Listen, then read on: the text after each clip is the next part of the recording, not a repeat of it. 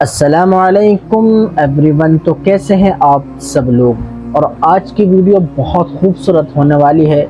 بہت لوگ جانتے ہیں، بہت بڑے عالم بھی ہیں اور اسلامک اسکالر بھی ہیں، مولانا سجاد نعمانی، جو بہت ہی خوبصورت انداز سے انسان کو سمجھاتے ہیں۔ آج کے نوجوان جیسے میرے جیسے نوجوان کے لیے بہت اچھے رہنما ہیں۔ آج کا بیان ان کا اتنا شاندار بیان ہے کہ آپ اس بیان کو ذرا بھی مس نہیں کیجیے، کیونکہ اس میں بہت باریکی سے اور بہت خوبصورت انداز سے بات کو سمجھایا ہے اور بیان کیا ہے۔ ویڈیو اینڈ تک دیکھیں۔ چلیے ویڈیو کو ہم شروع کرتے ہیں۔ اللہ تعالی ہم سے یہ چاہتے ہیں کہ جیسا صاف ستھرا دل میں نے تم کو دے کر دنیا میں بھیجا،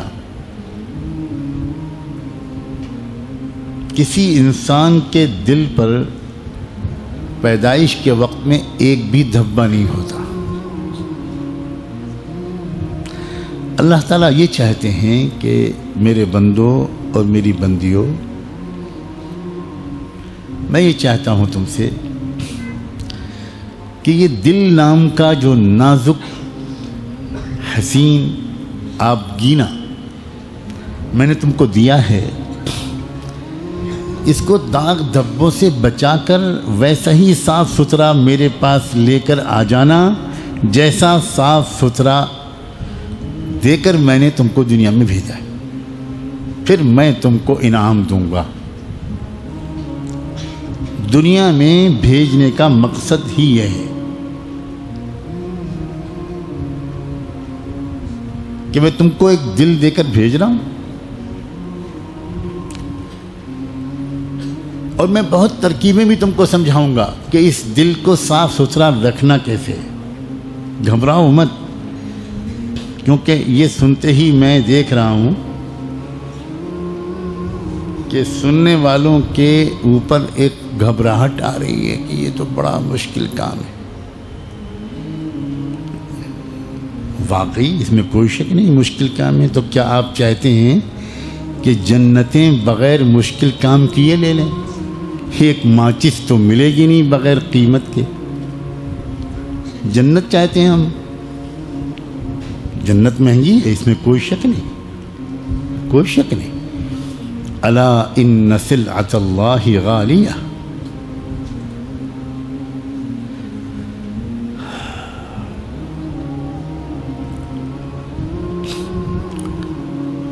انسان جب اپنی عقل سے سوچتا ہے کہ دل کو صاف ستھرا رکھنا ہے، تو پھر اس کے سوا کوئی راستہ نہیں ہے کہ میں ترک دنیا کر دوں۔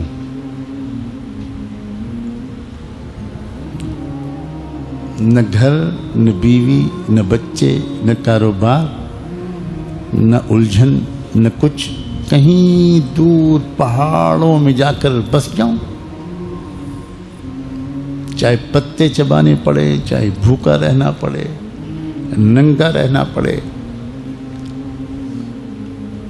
اس کے بغیر میں اپنے دل کو دھبوں سے بچا نہیں پاؤں۔ جب عام انسان اپنی عام عقل سے اپنے دل کو ہر داغ دھبے سے بچا کر زندگی گزارنے کا کوئی طریقہ سوچتا ہے، تو اس کی سمجھ میں سنیاس اور رہبانیت کے سوا کوئی راستہ نہیں آتا۔ یہ تو دنیا میں لوگ سنیاس لیتے ہیں مختلف قوموں میں، یہ کوئی برے مقصد سے نہیں لیتے، ان کے اندر ایک بہت اچھا جذبہ جاگتا ہے، اور وہ یہ کہ میں اپنی روح کو، اپنی آتما کو شدھ رکھوں، اپنے دل کو بالکل پاک صاف رکھوں، اور یہ ہو ہی نہیں سکتا اس کے بغیر کہ میں سب دنیا کے جھمیلوں سے دور کہیں اکیلا جا کر جیوں اور مر جاؤں۔ یہی ایک راستہ ہے۔ اسی کو عربی میں رہبانیت کہتے ہیں، اور اسی کو ہمارے ملک کی زبان میں سنیاس کہتے ہیں۔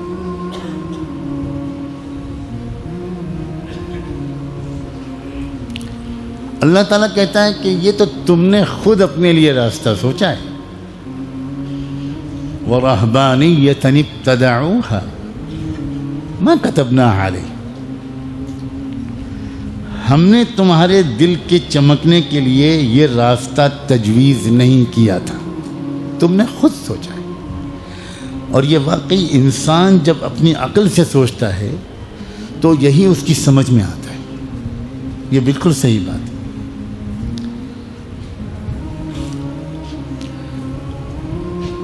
اب دوسری طرف، ایک طرف تو اللہ تعالیٰ ہم سے یہ مطالبہ کرتا ہے کہ ایک بھی دھبا لے کر میرے پاس واپس مت آنا، اور جب انسان اس کے جواب میں اللہ سے یہ کہتا ہے کہ اگر یہ بات ہے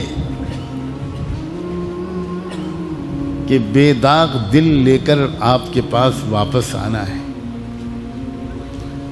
تو پھر آپ مجھے اجازت دیجیے، یہ گھر بار، کاروبار، بیوی بچوں، رشتہ داروں، خاندان، محلہ، پڑوس، ان جھمیلوں کے ساتھ میں اپنے دل کو دبوں سے نہیں بچا سکتا۔ تو جواب میں اللہ تعالیٰ کی طرف سے پیغام آتا ہے کہ نہیں، خبردار، لا رہبانیت فی الاسلام، اسلام میں ترک دنیا حرام ہے، دنیا کو نہیں چھوڑ سکتے تم۔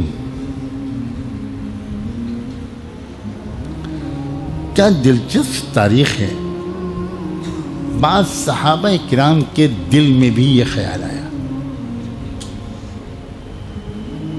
اور واقعی جب انسان کے اوپر ایک نشہ سوار ہوتا ہے اور مزہ آتا ہے اور فکر ہوتی ہے، اہمیت کا احساس ہوتا ہے، تو اس کا دل چاہتا ہے کہ بھئی اب یہ سب چھوڑو۔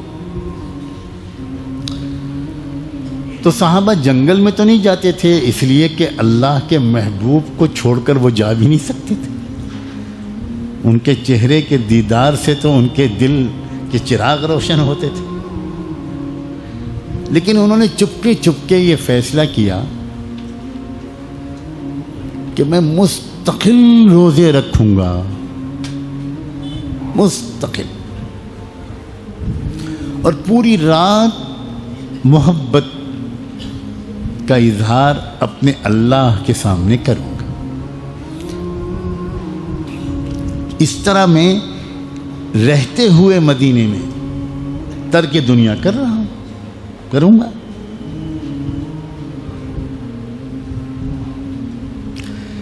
حضور پاک صلی اللہ علیہ وآلہ وسلم تک اس کی خبر پہنچی۔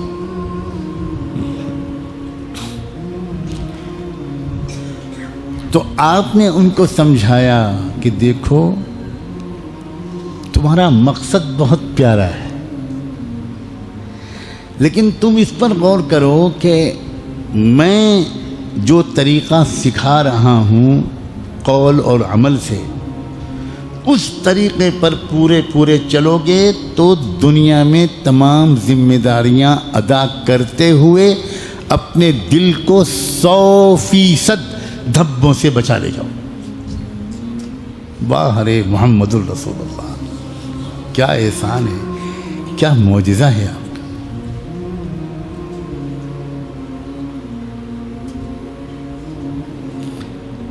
آپ نے ایک مثال دی ایک موقع پر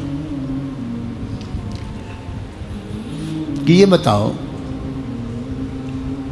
کہ تم میں سے کسی کے گھر کے دروازے کے باہر بالکل قریب کوئی دریا بہہ رہا ہو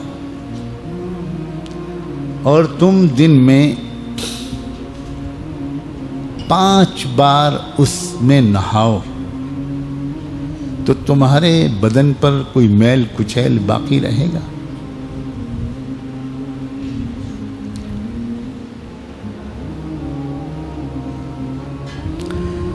لوگوں نے کہا کہ کیا سوال پیدا ہوتا ہے کہ کوئی میل کچیل، کوئی دھبا بچے اس کے بدن پر؟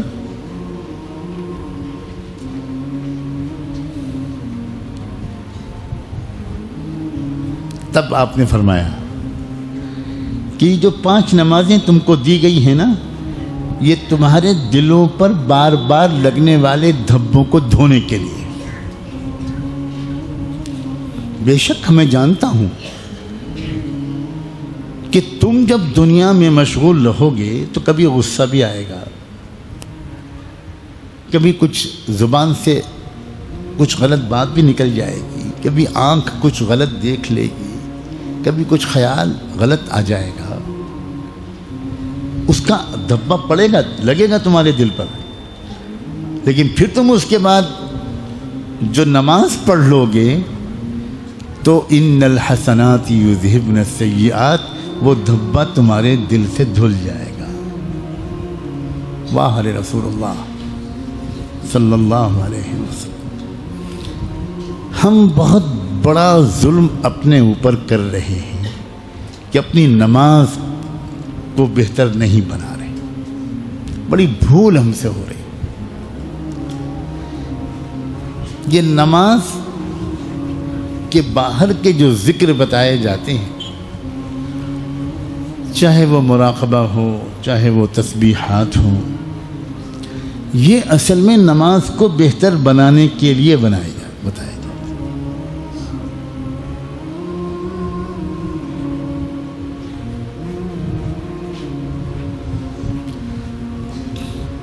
قد افلح من تزکا وذکر اسم ربہ فصلی،